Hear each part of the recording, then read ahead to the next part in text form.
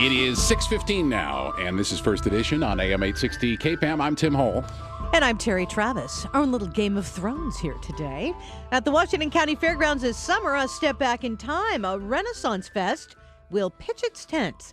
And joining us live to talk about it, Hillsboro Tribune publisher John Schrag. Good morning, John. Hey, Terry. Hey, Tim. So where did an idea like this come from to have this out at the Washington County Fairgrounds? Well, if people remember, if they were around back 2005, 2006, there actually was a bit of controversy because a company that is formerly affiliated with the organizers of this current initiative wanted to set up a permanent Renaissance Festival. It's a group called Royal Fairs, and they have a festival that they have in North Carolina and another one in Phoenix, and these are big places, many acres, and they draw people throughout the summer, hire permanent staffs with permanent villages and castles and jousting arenas, and they wanted to do that at the Washington County Fairgrounds, and the folks at the county and on the fair board, balked at the last minute and said, we are not willing to give up that amount of acreage in a public facility to a private group.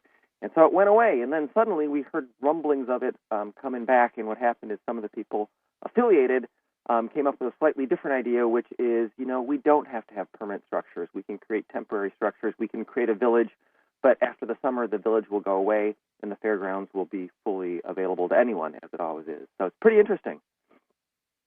Yeah, when you pitched us on the story here the other day and mentioned that it was coming up, we were amused because you said this is a professional operation, not a neighborhood event with Nerf swords. Yeah, no, there's a Renaissance Festival out here in the summer over at the Grand Lodge on the McMinimans property, and it's put on by the Society for Creative Anachronism and a history department at Pacific University, and it's really fun. And these are the people who travel around Oregon and the Northwest, and they do their juggling and the hear ye, and they have their portable stockades. And it's a great event, and I will certainly be there again. But this is a little different. This is a ticketed admission. They hire professional actors. The big draw, and I'm sure once this hits television, this is what you're going to see all over the television, is they actually have real jousting. And these guys are on horses, not bicycles, and the staff seem to be pretty darn long and sharp. So it'll be fun. It's people in Hillsboro are pretty excited about it. It's just sort of bubbling below the surface. I think we broke the story this morning, but you'll be hearing a lot more about it. It starts August 24th and will go for 6 weekends, and that will include Labor Day. So speaking of jousting, I'm just wondering if you have to be one of the pros to joust or they'll have an amateur competition.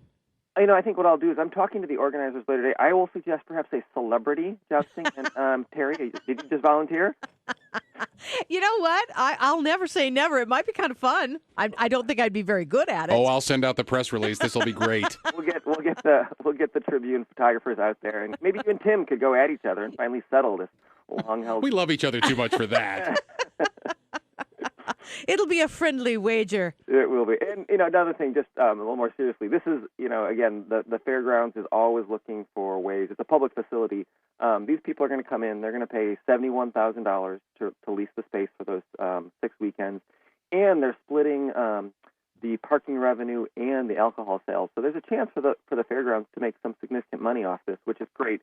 And also, they're going to employ a lot of people, summertime people, summer part-time summer jobs.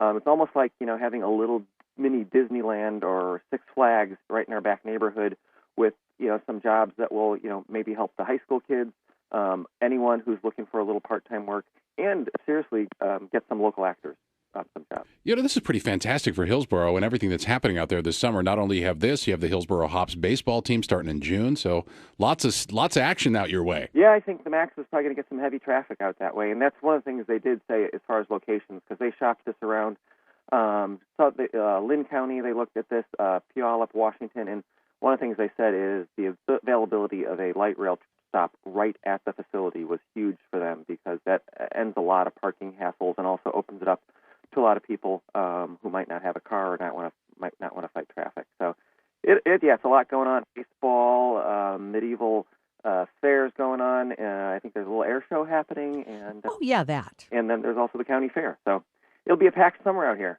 Certainly will.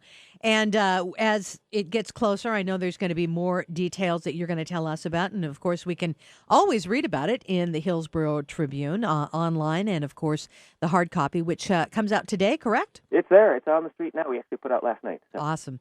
Thanks so much for joining us, Hillsboro Tribune publisher John Schrag.